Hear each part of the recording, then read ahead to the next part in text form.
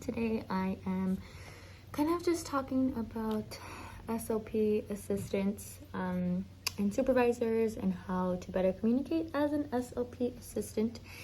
I have my mask on, of course, because I am at work right now. I do get a short break right now, and that's why I'm also making this video.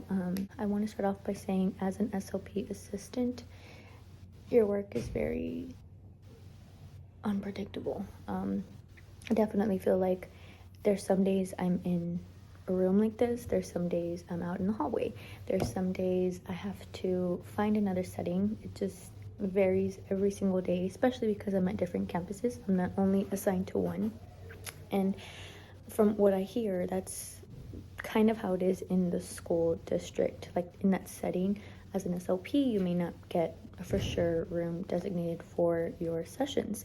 So SLP assistance, speech language pathology in general, is very flexible. You have to be flexible. So I'm just kind of reflecting on that, and it's something that's hard for me. Even though I've been doing this for several years now, it's definitely hard because your days, you don't always know what they're like. I mean, I have the same structure pretty much every day, so it's not that big of a deal, but lately it's been weighing kind of heavy on me, just because with testing and holidays, it's kind of like, as an SLP assistant, I feel like it's very, very easy to get overlooked and overworked. When I say we're being overlooked, I kind of mean in the sense of like, people downplay speech therapy, or people see it as like, I don't always have time for that, or I do have time for this today. It's kind of like an option to some people, and to you, it's truly your job. You know, like, I have to make these minutes work. And then by overworked, I mean not literally overworked, like you have so much on your plate, but overworked in the sense that I've seen people who are very, very passionate about this job get so drawn into it that they take their work home. They don't have like a good work-life balance because they feel as though they have so much to do at work. So that's not necessarily my case, but I know it's easy to fall into that. I completely get it. My very first year, I struggled with that. I had to really draw a line between, okay, when can I make time for this at my job when I'm getting paid for it, and when can I just go home and settle down, you know? I'm not someone who likes to take my work home, especially with a family now. I don't like doing that. So I definitely carve out time, especially like on days like this with the school district. Again, goes back to that flexibility, like during testing days, during half days, during early release, during lunch. You just have to be flexible and make time, almost like when there is none, you know? You have to make time to get things done, whether it's during your lunch break or all those things I mentioned, you know? There's a lot of time. There's more time than you think in your workday.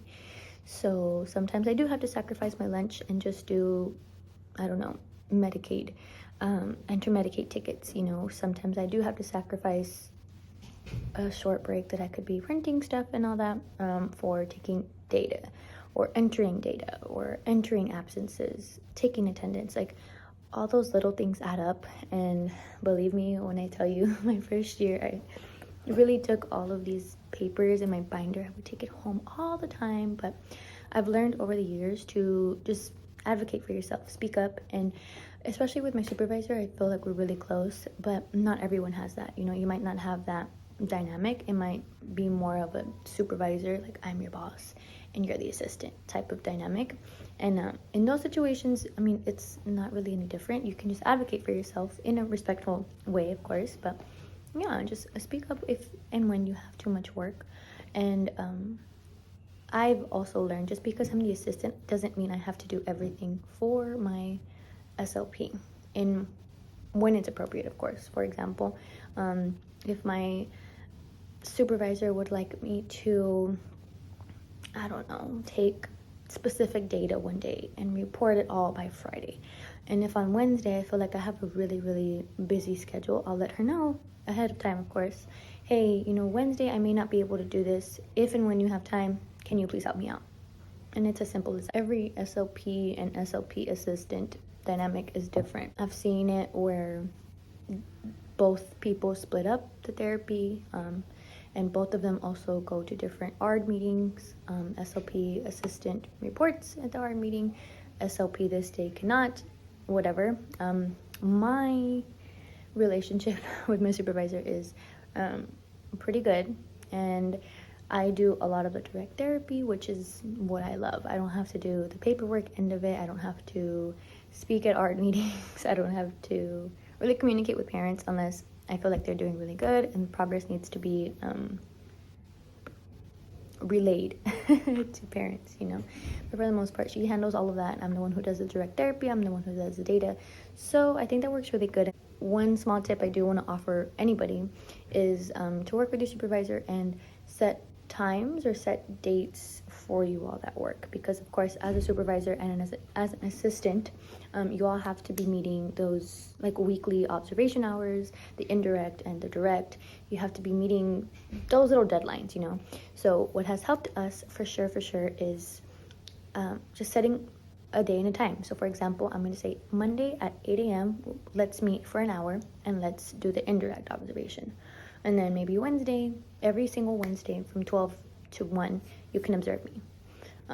So of course that's after my schedule is set in stone, right? But we set that time, those times and days at the beginning of the year. That way there's no miscommunication. There's something to expect every single week. You know, it's not so much last minute like, hey, can I come see you? And then you're not there. Or hey, can I come see you? And your session is not going very well.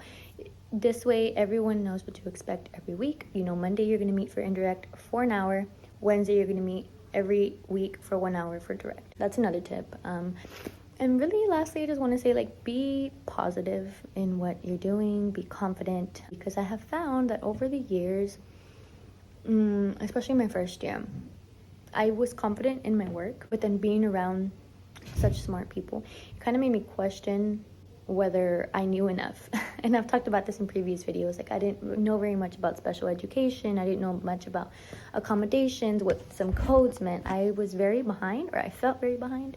So it made me question myself, and I feel like that really reflected in the way I interacted with people, and it really carried over into how I carried myself, you know, like across the network. Whoever I interacted with, I think it was very apparent that I wasn't as confident, and I've definitely changed that. I don't like to feel that way. So reflecting on that now, that's something that I really recommend people change about themselves. It's just feeling confident and carrying yourself with confidence. You know, you have a degree, you have you definitely have the education, the experience to be where you are at right now.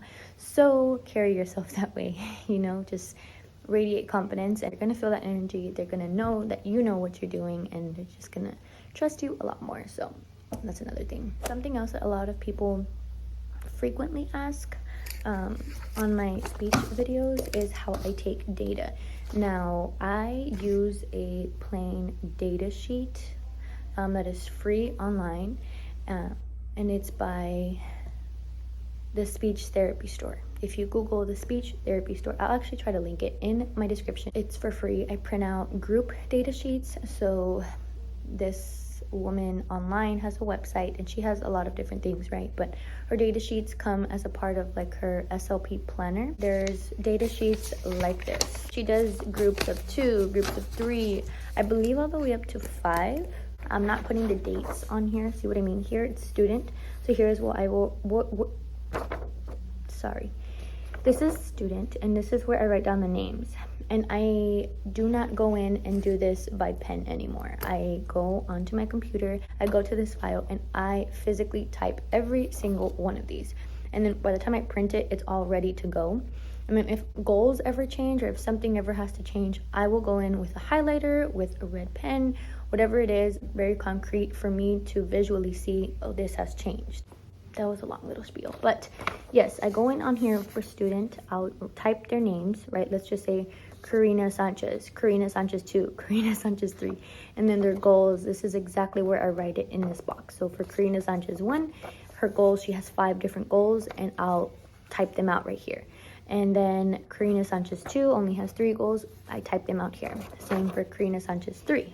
Now over here is where it says the data. Ignore these top ones. For me, it doesn't help. I don't keep data this way. what I do is next to all of these goals, right? So it'll say 1, goal, form grammatical sentences, and then goal 2, define 10 words. So next to goal 1, I draw a small arrow, and that's where I will draw pluses or minuses with my pen. I mean, pluses or plus and a circle with my pen. I don't do plus and minus because the kids are smart. They know that a minus means they got it wrong. So if I do the plus and circle and they ask me, hey, what is that? What are you doing? I kind of lie and I just say, oh, this is one that you needed help on, or this is one that you self-corrected. This is one that you're working towards. So that way they don't get shut down and think it's a big grade and stuff. So under data, that's exactly what I do. The arrow and then the plus or plus circle, plus circle. I do that all semester long. And then at the very, very end of the 9 weeks, whatever it is, for the grading period, I will count every single one of those plus, minus, plus and plus circles. And let's just say for goal number 1, I have a total of 25 pluses and plus circles. Now I look at, okay, how many did I get right? So if it's 10 out of 10, then that means they got 100% of it, right? So then next to the goal, I will write 100%, and then that's what I enter into their progress report. So that is how I do my data. That's how I keep track of all of their goals and how they're doing and stuff. So it's kind of a lot. I'm not gonna lie, it's a lot. But again, I make time when I can, during my lunch, during breaks like this, like today, when they're testing and stuff, or if a student is absent, if I only have a one-on-one session, I make time. And then in periods like this, so right now we're getting towards the end of the grading period, what I do is highlight the goals that still need to be worked on. Like, hey, I don't have enough data on this, so you need to work on it more. And right now, since we're getting towards the end of the grading period again, I have them highlighted, and I immediately see, okay, Karina Sanchez 2 needs to work on her R sounds. And that's what we work on most of that session for me to get more data on that. So that's what works for me. This is in no way anything that you absolutely have to do. It's totally up to people. I've seen people do labels, you know, like where they keep their data on labels and stuff, and then they have their own way of entering that data on the appropriate website that we need to enter data on. But that's how I do it. It's a lot. It really is. It's kind of messy, but it's what works for my brain. Well, messy in the sense that, like, I have to count every single plus and plus circle. That's the only part that's difficult because I'm not super organized about it. I keep all of this inside of my binder, and in my binder, I have the goals, I have the sign-in sheets, and like a huge roster for each school that I'm at. So my binder, I don't think is very big. I can actually show y'all. And this is my binder. It's like what? Yeah, it's a 1-inch binder. It's not that bad. And then on the front, I do have my schedule. If you did like my content today, please make sure to subscribe to my channel. It'll mean so much to me, and I will catch you guys in my next video. Bye.